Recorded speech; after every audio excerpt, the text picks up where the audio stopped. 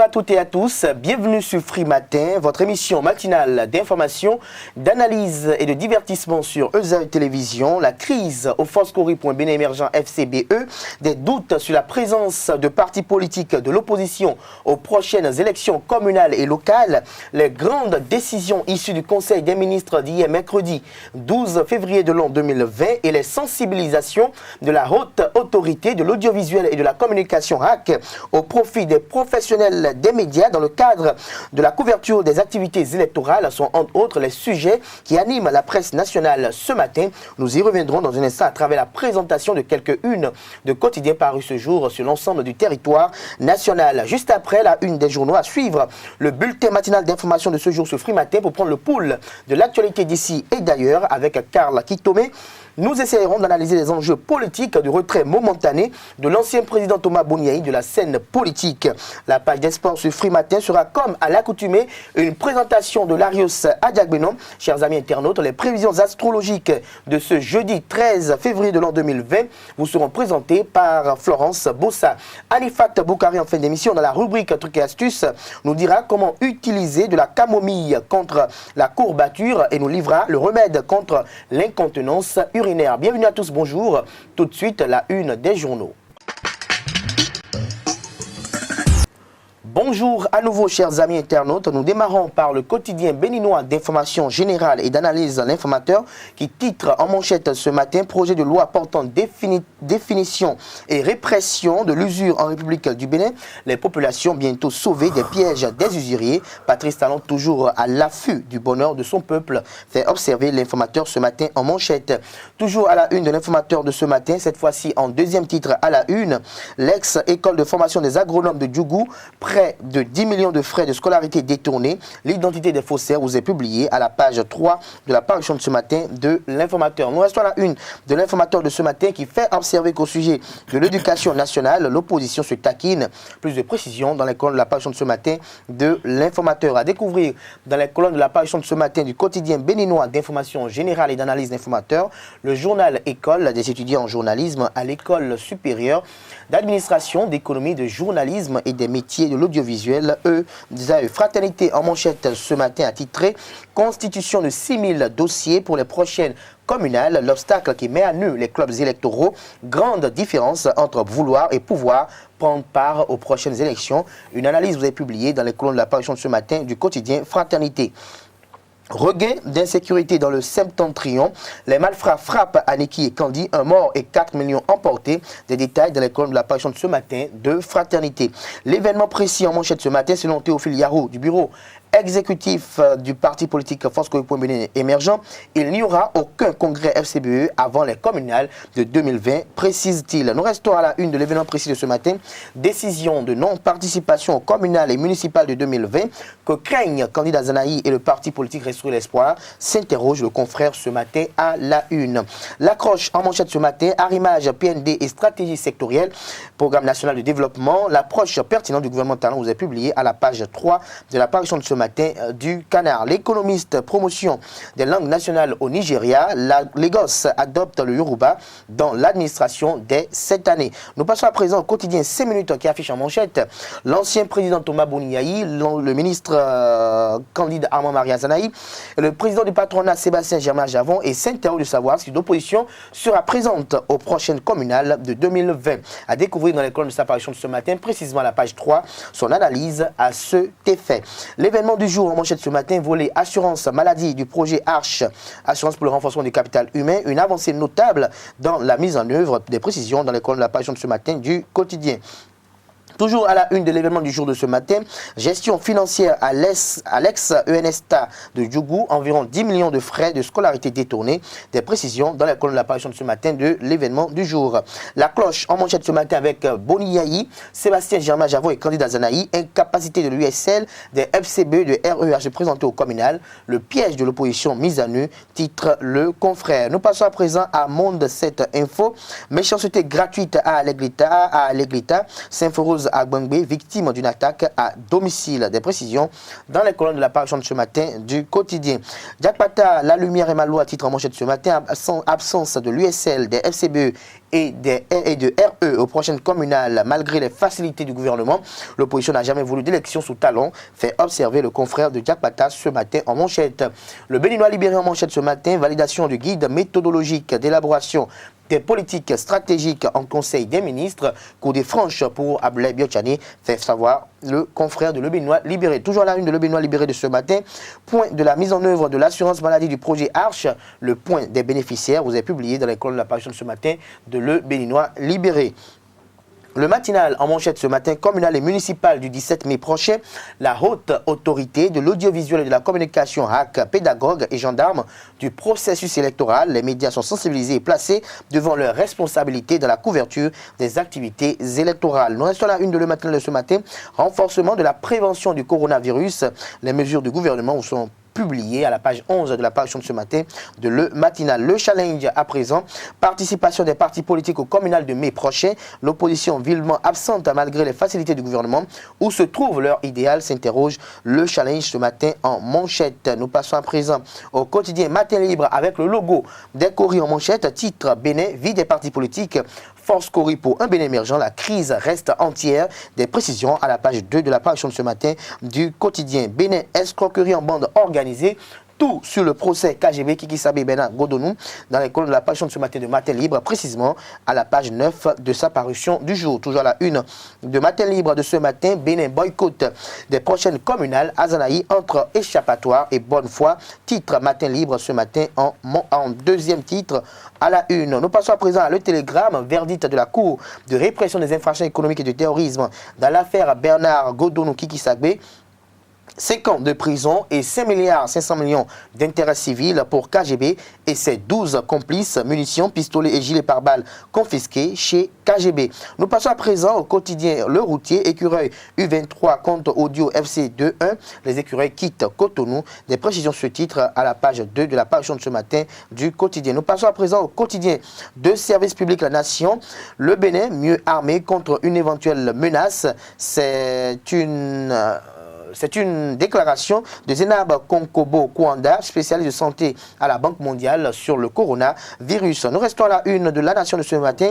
Couverture médiatique responsable des élections communales. La haute autorité de l'audiovisuel et de la communication HAC sonne l'alerte pour le respect des normes. Des précisions à la page 3 de la parution de ce matin du quotidien.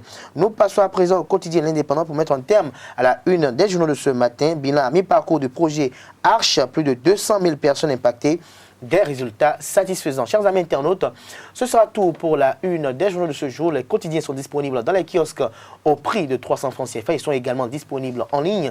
Nous passons à présent au bulletin matinal d'information sur Free Matin. La séance hebdomadaire du Conseil des ministres s'est tenue ce mercredi 12 février de l'an 2020 sous la présidence du président Patrice Talon, président de la République, chef de l'État et chef du gouvernement. Au cours de ce conclave gouvernemental, plusieurs dossiers ont été examinés et d'importantes décisions ont été prises. Selon le compte rendu du Conseil des ministres, dans le registre des mesures normatives, on peut noter la transmission à l'Assemblée nationale pour adoption du projet de loi portant définition et répression de l'usure en République du Bénin, les attributions, l'organisation et le fonctionnement du ministère du Plan et du Développement, la modification des statuts de l'Institut national de la statistique et de l'analyse économique INSAE et nomination des membres de son conseil d'administration, l'approbation du manuel de procédure d'élimination des équipements et matériels usagés non réparables des formations sanitaires publiques dans le registre des communications, le guide méthodologique d'élaboration des politiques et stratégies, le rapport de la commission chargée de vérifier les dénonciation du détournement des frais de scolarité à l'ex-École nationale supérieure des sciences et techniques agronomiques de Djougou, les travaux de réfection des salles de classe et de dortoirs au profit du lycée militaire de jeunes filles Général Mathieu Kérékou de Natitengou et du Prytanée militaire de Bembereke, le compte rendu des mesures prises dans le cadre de la prévention de l'épidémie de coronavirus. Ce sera tout pour les grandes décisions issues du Conseil des ministres. Nous reviendrons plus en détail sur ces décisions dans la grande édition du journal télévisé sur EZA Télévision à 19h. La communauté internationale a commémoré ce 12 février la journée internationale de l'épilepsie. L'épilepsie, aussi appelée mal comiciale, est une affection neurologique qui touche plus de 50 millions de personnes à travers le monde. L'épilepsie se manifeste habituellement durant l'enfance ou à l'adolescence ou encore après l'âge de 65 ans et plus rarement à partir de 30 ans. Pour en savoir plus sur cette pathologie, la rédaction de ZAE TV s'est rapprochée d'un spécialiste en la personne du docteur Goudinou. Je vous propose de suivre cet extrait au sujet des manifestations de cette maladie. L'épilepsie est une maladie du cerveau. Il n'y a pas de transmission directe d'homme à homme pour l'épilepsie. Et ça, c'est une question importante. Il faudra qu'on attire l'attention de la population là-dessus, de savoir secourir les épileptiques, les mettre en position latérale de sécurité quand ils les voient en crise, de ne pas avoir peur de toucher à leur bave. Parce que s'il y a un objet tranchant ou quelque chose qui peut blesser à côté de l'épileptique, quand vous refusez de l'assister parce que vous avez peur de ces baves, vous l'exposez à une mort et vous l'exposez à se faire blesser, à avoir des complications post-critiques. Donc ce que nous devons savoir, c'est que les crises d'épilepsie ne sont pas contagieuses. Le Conseil d'orientation et de supervision de la liste électorale permanente informatisée COSLEPI a animé un point de presse ce mardi 11 février de l'an 2020 à son siège. Face aux professionnels des médias, les résultats de l'opération de la collecte des données ont été présentés par le président de l'institution, assisté des autres membres. À cet effet, je vous invite à suivre le président du COSLEPI, Jérémy Adomaou, qui fait le point de la phase de collecte des données au micro de nos reporters. Les opérations d'actualisation du fichier électoral national démarrées depuis le mois d'octobre 2019, ont connu entre-temps une suspension temporaire pour des raisons de dialogue politique et d'adoption d'un nouveau code électoral le 24 janvier 2020. Nous avons décidé de relancer nos activités de terrain et donc donner un délai de 13 jours pour la phase de recueil des requêtes des citoyens. Cette phase a consisté à permettre aux populations de notre pays de formuler des demandes de correction ou de rectification d'informations personnelles, des demandes de radiation de personnes décédées, de mineurs, d'étrangers ou de personnes ayant perdu leurs droits civiques, des demandes de transfert de centres de vote, des demandes d'inscription, des déclarations de perte de carte d'électeur et des demandes de duplicata. Cette série d'opérations qui a duré 13 jours du 25 janvier au 6 février 2020 sur toute l'étendue du territoire national et qui a mobilisé les chefs de village et quartiers de ville, les agents techniques d'actualisation d'arrondissement, les commissaires communaux d'actualisation CCA, les coordonnateurs de zone, les coordonnateurs départementaux, les superviseurs d'aires opérationnelles, assistés des experts de l'Agence nationale de traitement.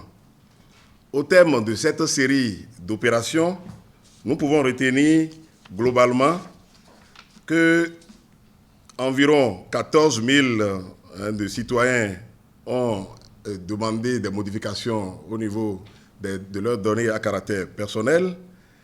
Environ 3 000 demandes de radiation ont été formulées et environ 70 000 de demandes de transfert et environ 42 000 demandes de déclaration de perte et de demandes de duplicata de cartes d'électeur. Au cours de cette opération de terrain, nous avons été confrontés à quelques difficultés. On peut noter l'adhésion difficile des populations à l'application des lois 2015-01 et 2015-02 relatives aux unités administratives en République du Bénin et à la cartographie électorale en République du Bénin. Le délai assez court, environ 13 jours, de collecte des requêtes des populations. Et face à cette difficulté, le COSLEPI, soucieux de doter notre pays d'une liste électorale fiable qui prend en compte tous les citoyens en âge de voter, a décidé, suite à une plénière ce matin, de proroger le délai des opérations de terrain.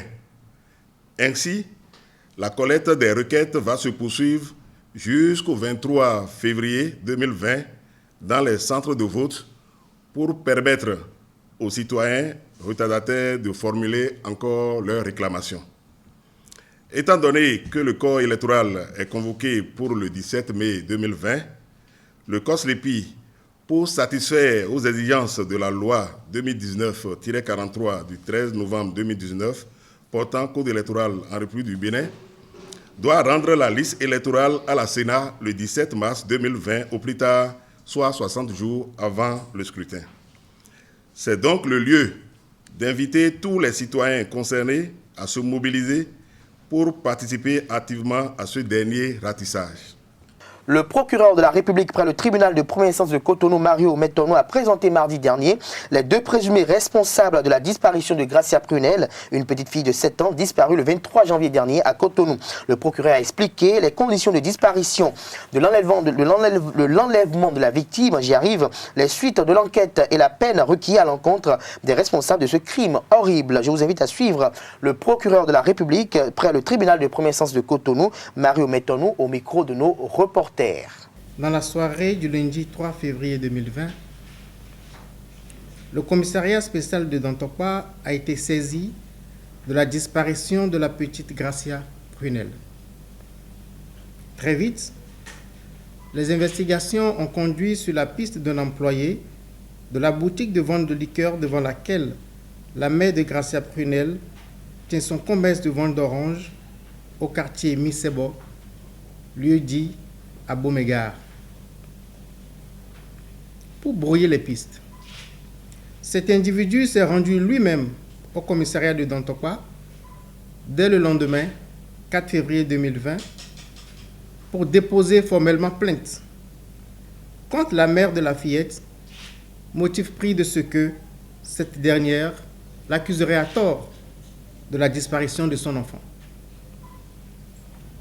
Mais interpellé, puis soumis à interrogatoire, il passera aux aveux 24 heures plus tard et dénoncera un complice en cavale. Le samedi 8 février 2020, le complice qui s'était réfugié à Djong, dans le département de Lomé, sera interpellé à son tour. À l'étape actuelle, il résulte de l'enquête les faits suivants. Courant janvier de cette année, l'auteur de l'enlèvement a été approché par un de ses amis escrocs qui lui a expliqué qu'il avait besoin d'un pouvoir mystique pour convaincre facilement ses victimes d'escroquerie. Le charlatan de circonstance, en acceptant la mission, fait savoir à son ami qu'il aura besoin d'argent pour acheter quelques ingrédients, mais aussi et surtout qu'il faudra posséder un sacrifice humain pour prélever des organes. 2 organes humains devaient en effet rentrer dans la composition d'un savon et d'une pommade magique. Il s'agit du cœur et de l'encéphale. Dans cette perspective, l'escroc remet la somme de 18 000 francs CFA à son complice avec la promesse qu'une fois le rituel accompli et la fortune acquise, il procéderait à un partage équitable et il utiliserait les fonds pour développer un commerce. Les objectifs définis, les achats effectués, restaient maintenant à résoudre l'équation des organes humains. Dans un premier temps, les 2 complices ont retenu d'inviter une prostituée à passer la nuit au domicile du charlatan, puis d'en profiter pour la tuer et prélever les organes. À 3 reprises, ils échoueront dans cette tentative. C'est alors que le charlatan a orienté son choix vers une cible plus facile à atteindre, la petite Gracia Prunel, qui avait l'habitude de s'amuser avec lui. Elle était très attachée à lui et n'hésiterait pas à le suivre. Elle était petite et n'opposerait aucune résistance à ses bourreaux. Profitant d'un moment d'inattention ce 3 février 2020, inattention de la mère et de l'entourage, le charlatan a enlevé la fillette et l'a conduite à son domicile au quartier Saint-Rita. Une fois sur place, la petite a été assommée par un objet contondant, puis un couteau lui a été enfoncé dans la gorge du côté gauche. Alors que les prélèvements d'organes allaient commencer, la maman, qui avait déjà remarqué la disparition de sa fille, commence à appeler son voisin du marché avec insistance. Ce dernier finit par décrocher l'appel. Il nie tout de suite avoir enlevé la fillette bien avant qu'on l'interroge sur ce point. Mais pris de panique, il suspend le prélèvement des organes. Le corps sans vie de Prunelle sera précipitamment emballé dans un sachet plastique et jeté dans un bas-fond non loin du lieu du crime. Le couteau et les sandalettes de la fillette sont jetés dans les toilettes. Le corps, le couteau et les sandalettes seront retrouvés par la police sur indication des suspects. Grâce à Prunelle, était élève en classe de CE1. Grâce à Prunelle, était âgée de 7 ans. Elle était âgée que de 7 ans. Les auteurs de ce crime ont été présentés au parquet ce jour. Ils ont été inculpés des chefs d'assassinat et de pratiques de charlatanisme. Ces faits sont prévus et punis par les articles 458, 468 à 471 et 475 de notre code pénal. Ils sont punis de la réclusion criminelle à perpétuité. Du cinéma pour finir, dans la page culture de cette édition, la salle Canal Olympia de Cotonou accueille la première du film bénino-espagnol Adou ce 13 février à 20h. Les Béninois auront l'opportunité de regarder ce film qui fait partie des meilleures entrées en Espagne depuis sa première diffusion du 31 janvier dernier. Une frange de ces centaines de Béninois qui ont coopéré sur la production et les autorités ministérielles pourront apprécier le chef-d'œuvre tourné dans des villes béninoises. Retour sur la conférence de presse organisée par les promoteurs lundi dernier. Le compte rendu est signé Carl Kitome. Le film bénino-espagnol Adou, box-office en Espagne, aura sa première au Canal Olympia de Cotonou ce 13 février 2020. Dans cette perspective, une conférence de presse a été donnée le 11 février à la salle VIP du ministère du Tourisme, de la Culture et des Arts. L'acteur principal, le producteur délégué et les autorités ministérielles étaient face aux hommes de médias. Merci Bella. Merci à tout le monde. Je vais m'en arrêter là, mais avant, le film est lancé et le jour de sa sortie, le 31, ça a été le film qui a connu plus d'entrées en salle sur le top 30. Devant tous les films américains ou autres, tous les grands films qui étaient programmés, quand ils ont fait leur classement, c'était le premier film. Et il y a 2-3 jours, c'est le deuxième film. Edmond me disait que c'est le deuxième film. C'est rare qu'un film tourné presque en grande partie en Afrique arrive à avoir une audience aussi intéressante. Nous allons prier, tout simplement pour que ce film ramène d'autres projets pour le Bénin. Ce n'est que mon rêve. Que ce soit avec Gangan Production ou pas, que ce soit avec d'autres maisons de production ou pas, qu'on ait d'autres projets espagnol ou français et autres. Et ça, je n'ai pas de doute. Je n'ai pas de doute parce que le soutien et la bénédiction que le chef de l'État a apporté à ce projet, sans en avoir vraiment entendu parler de très rapproché, ce soutien s'est poursuivi d'un ministre, enfin d'un cabinet à un autre. Bella Agossou, celle-là qui a permis les tournages au Bénin, a exprimé sa satisfaction. Ce qu'on veut vous annoncer, c'est la présentation du film Adou à Canal Olympia ce jeudi 13 à partir de 20h. En réalité, quand le film est sorti en Espagne, on a fait une première à Barcelone, on a fait une première à Madrid d'abord, après on a été faire une première à Barcelone. Donc j'étais en train de penser, je me suis dit, comment est-ce qu'on va faire une première dans toutes ces villes-là et on ne veut pas la faire aussi dans mon pays. Donc, j'ai parlé avec Edmond et je lui ai dit, mais écoute Edmond, il faut que le film vienne au Bénin. Même quand il avait fait la vidéo là, le film n'était pas encore, je ne lui avais pas encore dit d'amener le film au Bénin. Donc, j'ai parlé avec lui et j'ai dit, mais écoute Edmond, il faut que le film vienne au Bénin parce que je pense que tous les techniciens qui ont travaillé là-dessus doivent avoir l'opportunité de voir ce film-là, les gens qui ont participé, les gens qui ont aidé. Et M. Edmond Roch est une personne magnifique, est une personne très humaine. Et automatiquement, il m'a dit, je vais parler avec Netflix, je vais parler avec Paramount, je vais parler avec tous les producteurs qui ont investi, qui ont mis de l'argent pour que cela se fasse, parce que ce n'est pas une décision qui dépend de lui seul.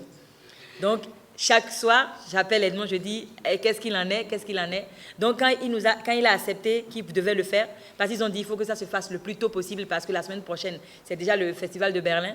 Et après, ils enchaînent avec un autre film. Ils sont déjà en train de faire des castings là-bas pour le film suivant, le troisième film de Edmond après notre film, parce qu'eux, ils enchaînent. Donc, ça fait qu'il a dit, la Télé 5 a décidé que ce n'était que cette semaine que c'était possible.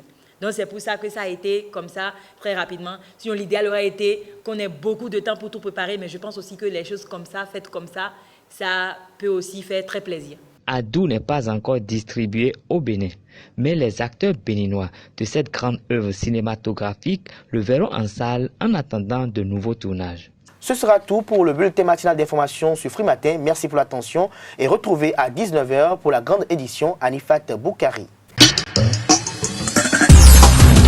Comme vous pouvez le constater, c'est le décryptage de l'actualité qui s'installe à présent. Carles Kitome est déjà installé d'ailleurs à ma gauche à cet effet. Bonjour à vous, Carles Kitome. Bonjour Abdelkader Achirou. Bonjour à vos chers amis internautes fidèles de Zawe TV. Alors l'ancien président Thomas Boniaï souhaite un retrait momentané de la scène politique. Dites-nous, en tant qu'analyste politique, quelle analyse vous faites de cette posture de l'ancien président Thomas Boniaï?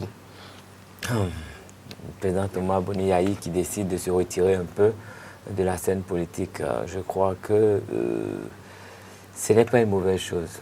Ce n'est pas une mauvaise chose dans la mesure où c'est quelqu'un qui a quand même une somme d'expérience dont pourraient bien profiter les Béninois.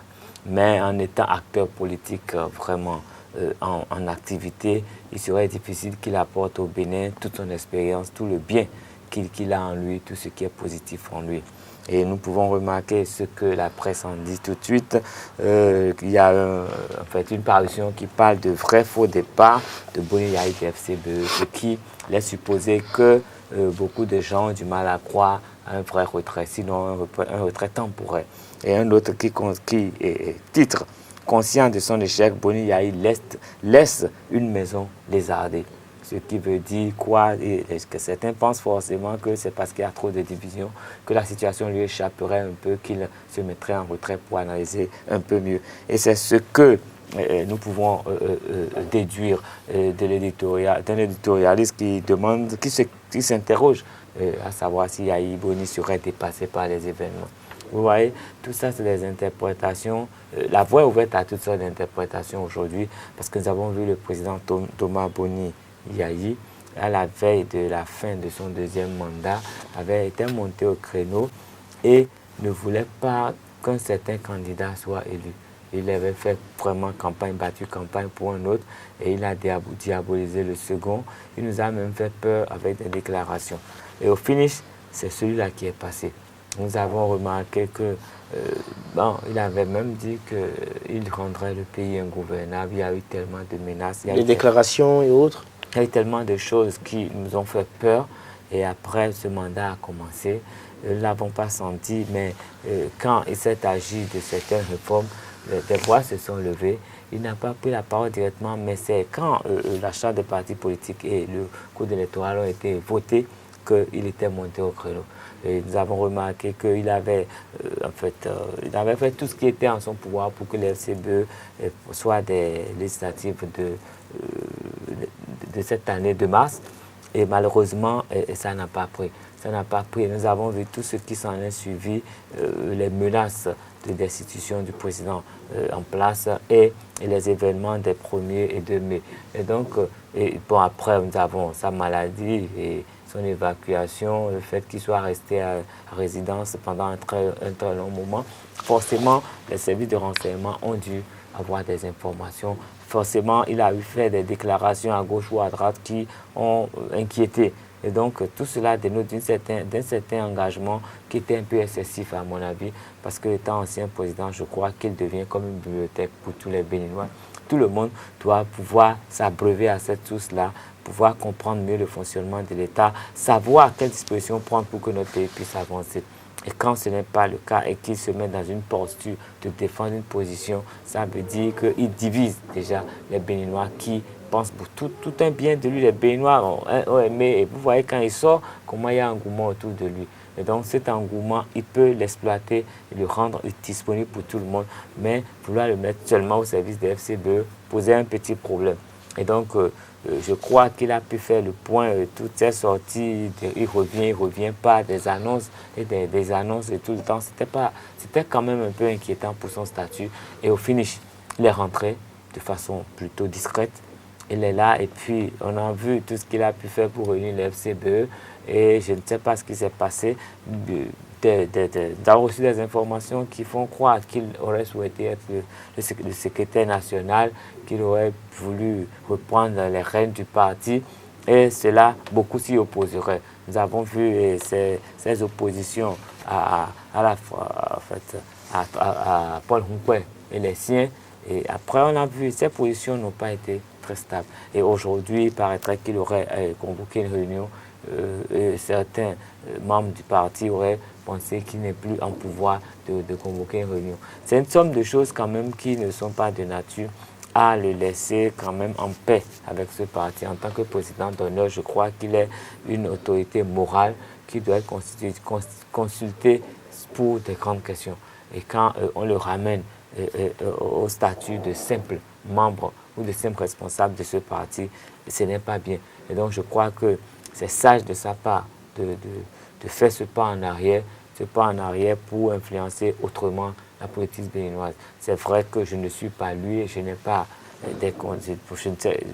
je suis mal placé pour lui dire quoi faire, mais je pense que tout le Bénin a besoin du président Thomas Boni Yayi et il importe qu'il se mette dans une posture où tous les Béninois puissent aller vers lui pour qu'il nous dise ce qu'on peut faire, parce qu'il comprend beaucoup de choses.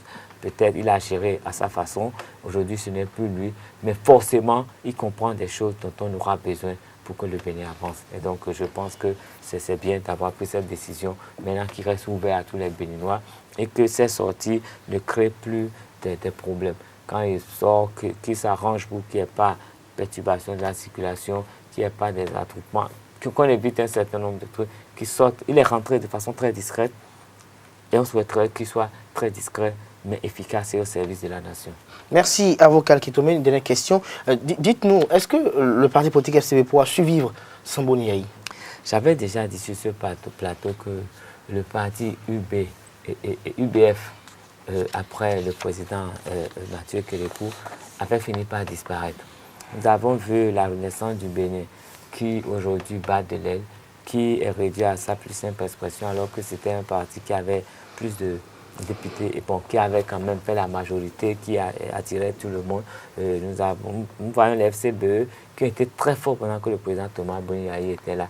Je crois que c'est des partis de circonstances qui sont créés juste, qui viennent s'agglutiner autour du chef de l'État pour profiter de tous les avantages de l'exécutif. Et quand ce chef de l'État est parti, tous ces partisans redeviennent partisans de celui qui est là. Voyez un peu aujourd'hui, et il faut observer un peu tous ceux-là qui sont dans l'UBF et dans l'UP, l'Union progressiste et la EBR, oui, Bloc républicain. Vous allez remarquer qu'il y a beaucoup de personnes qui étaient très influentes pendant que le président Thomas Boni Yayi était là et qui aujourd'hui, parce qu'il n'y a plus beaucoup d'intérêt là-bas, se sont agglutinés autour du président Patrice Talon et qui, dès qu'ils seraient partis, seront encore prêts à voler vers d'autres partis si éventuellement la charte des partis politiques ne limitait pas ces déplacements un peu désordonnés. Donc à mon avis, pour le moment, c'est parce que le président Thomas Boni Yayi donne encore beaucoup de la voix que le FCBE vive encore. Quand il décidera de ne plus se mêler des affaires, imaginez aujourd'hui que le président Soglo se retire de la politique, que deviendrait la RB? Et donc c'est le même schéma qui va se produire après du jour que le président Thomas Boni Yayi va décider de partir de FCBE. Et si la charte des partis politiques ne change pas, si les comportements ne changent pas, quand le président Talon serait parti, il en serait de même de l'Union progressiste et du Bloc républicain. Merci à vous, Karl Kitome, pour vos analyses, chers amis internautes. Nous passons à présent à la page d'espoir avec Larius Adjaguino. Bonjour amis sportifs, Ezaïe Football Club a été freiné hier dans sa course pour le fauteuil de leader de la Vital'Or Ligue 1. La formation universitaire a été tenue en échec par l'AS Tonnerre de Boycon sur le score nul et vierge de 0 but. Partout, c'était au stade René Pleven de Cotonou. Les moments forts de la rencontre.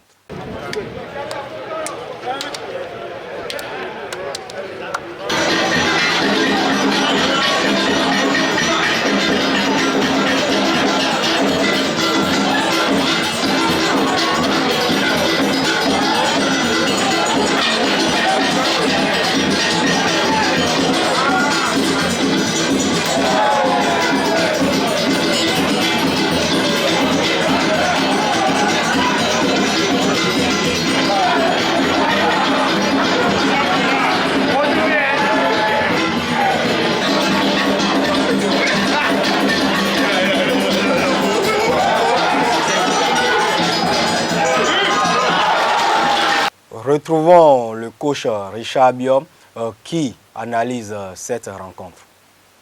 Nous venons de faire un match nul, mais il y avait de la place pour prendre 3 points. Il faut reconnaître aussi qu'en face, il y avait aussi de la valeur. Et ils en voulaient aussi. Mais dans l'ensemble, je retiens du positif. Vous savez, je vous ai déjà dit que désormais, nous jouons, tous nos matchs seront compliqués. Donc si nous sortons avec un match nul, c'est le championnat, on prend ça sportivement. Les matchs, il faut les prendre les uns après les autres. Donc je crois avec un point maintenant, nous avons 27 points. Nous ne sommes qu'à 3 points du leader. On va voir. De toute façon, nous prenons les matchs les uns après les autres. Le Zaïre Football Club AS Tonnerre, c'était le match en retard de la 15e journée de la Vital'Or Ligue 1. Ce week-end, la formation universitaire va se déplacer sur Parakou pour affronter les Buffs FC dans le cadre du match en retard de la 13e journée de la phase allée de la Vital'Or Ligue 1. Et bonne nouvelle pour les clubs de la Vital'Or Ligue 1 ou des championnats nationaux de football de Ligue 1 et Ligue 2. Le partenaire officiel de ces deux championnats a décaissé hier une somme de 350 millions de francs CFA à la FBF. Il faut simplement dire que c'est le double de ce qui a été décaissé la saison dernière pour accompagner le championnat national de football. Plus de détails dans nos prochaines éditions. Et ce sera tout pour le compte de la page sport du Free Matin de ce jeudi 13 février 2020. Merci à vous, Larry Sadia Gounon, pour la présentation de cette page des sports. Chers amis internautes, nous passons à présent aux prévisions astrologiques de ce jeudi 13 février de l'an 2020 avec Florence Bossa. 12 signes astrologiques, 12 révélations de la journée. Mesdames et messieurs, bonjour et bienvenue. Nous démarrons par nos amis béliers. Certains doutes deviendront des certitudes. Vos capacités de discernement s'amoindrissent. Ne prenez aucune décision importante aujourd'hui. Taureau, cette journée sera intense en émotions. Consacrez-vous à des loisirs communs. Gémeaux, ne vous entêtez pas à convaincre ceux qui sont aussi têtus que vous. Sachez vos idées importantes et fixez vous-même des objectifs. Cancer, vérifiez vos sources de renseignements.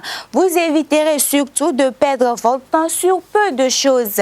Lion, vous aurez raison de ne pas prendre les bruits de couloir pour agents comptants. Renseignez-vous davantage. Vierge, la lune vous apporte la tranquillité et le bien-être affectif. Accordez-vous du temps pour vous et vous seul. Balance, vous vous sentez plus libre, c'est une réalité. Voici un moment de prendre des décisions importantes. Scorpion, vous aurez besoin de vous couper du monde matériel et social et vous retrouverez pleinement votre intimité. Sagittaire, vous êtes tout disposé à pardonner, passer l'éponge sur des choses importantes, faites-le sans regret. Capricorne, vous avez besoin de sortir de votre vie quotidienne aujourd'hui pour trouver les réponses à vos questions. Verseau, vous avez des faiblesses de concentration, ce n'est pas surprenant, vous coupez les choses en 4. Poisson, pour finir l'horoscope du jour, des aspects porteurs de chance planent sur votre ciel affectif. Il devient inutile de marcher sur des yeux. Chers téléspectateurs, c'est tout pour l'horoscope du jour. Merci de nous avoir suivis. Nous allons à présent installer Anifat Boukari pour la rubrique Trucs et astuces. Elle nous dit comment utiliser la camomille contre la courbature et nous livre le remède contre l'incontinence urinaire. Amis internautes, bonjour. Voici pour vous un remède contre l'incontinence urinaire. Une infusion quotidienne de soie de maïs ou bave de maïs, les cheveux que l'on trouve sur les épis de maïs peut aider à contrôler l'incontinence urinaire. Ces infusions aident aussi à dissoudre les calculs biliaires et à soulager les coliques et les rhumatismes. De la camomille contre les courbatures. Amis internautes, si vous venez de faire davantage de sport que d'habitude et que vous redoutez l'apparition de courbatures le lendemain, plusieurs astuces existent. Vous pouvez utiliser de la camomille. Reconnue pour son effet apaisant, elle se consomme en tisane avant de dormir. Cette vertu relaxante aura exactement le même effet sur vos muscles. Et voilà, ce sera tout pour ce matin. Merci de m'avoir suivi.